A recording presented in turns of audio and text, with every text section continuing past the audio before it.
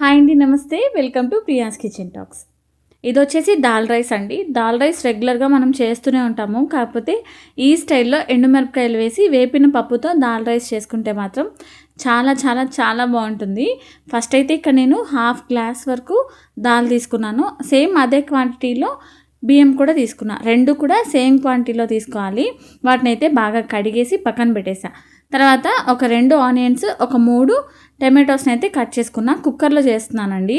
First అయితే కుక్కర్లోకి oil వేసుకున్న తర్వాత 1 స్పూన్ ఆవాలు, 1 స్పూన్ జీలకర్ర, ఒక పెద్ద టేబుల్ స్పూన్ వరకు ధనియాలు, తర్వాత ఒక రెమ్మ కరివేపాకు, ఒక 4 వరకు తెల్లగడ్డలు వేసుకున్నా.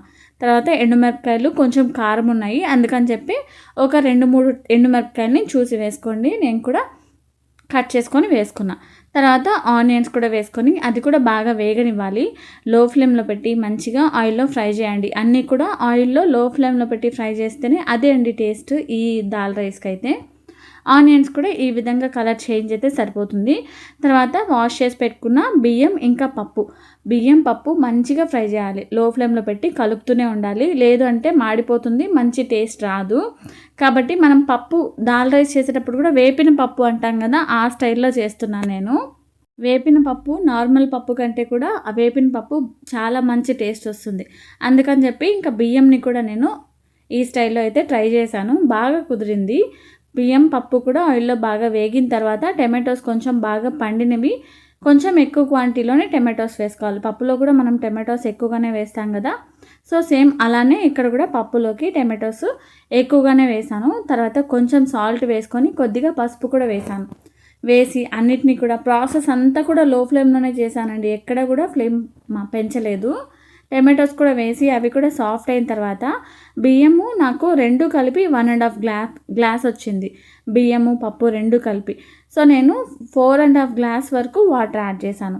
బాగా మెత్తగా ఉడికిపోవాలండి అసలు, అందుకని చెప్పేసి నేను 4.5 గ్లాస్ వాటర్ యాడ్ చేశాను. కరెక్ట్గా సరిపోతుంది ఈ క్వాంటిటీ. వాటర్ వేసిన తర్వాత ఒకసారి బాగా కలిపేసి కొద్దిగా చింతపండును కానీ నానబెట్టిన చింతపండులో నుంచి తీసిన రసమైనా కూడా వేసుకోవచ్చు. జస్ట్ కొంచెం ఉసిరికాయ అంత సైజ్ చింతపండు అయితే సరిపోతుంది. టమాటోస్ వేసాం కదా, వేసిన తర్వాత ఒకసారి బాగా కలిపి కొత్తిమీర కూడా వేసేసుకొని ఒకటేసారి లో ఫ్లేమ్లో ఒక 4 విజిల్స్ అయితే పెట్టాను. చూడండి, ప్రెషర్ పోయిన తర్వాత రైస్ అయితే బాగా పప్పు కూడా బాగా మెత్తగా ఉడికిపోయింది.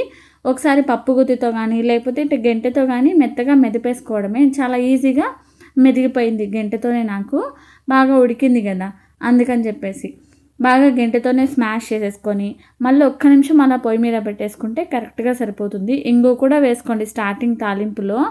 బాగా మెత్తగా మెదిపేసిన తర్వాత సర్వ్ చేసుకోవడమే. వేడిగా తింటే మాత్రం చాలా చాలా బాగుంది. ఇంకా దీంట్లోకి నేను కాంబినేషన్గా ఆవకాయ వేసుకున్నాను. ఇంకా ఆవకాయ పప్పు ఇంకా కాంబినేషన్ చెప్పగలమా, అంత టేస్టీగా ఉంటుంది. ఆవకాయ కానీ లేకపోతే మామిడికాయ పచ్చడి కానీ ఏదైనా. వీడియో నచ్చితే లైక్ చేసి సబ్స్క్రైబ్ చేసుకోండి. అంతే ఈ వీడియో.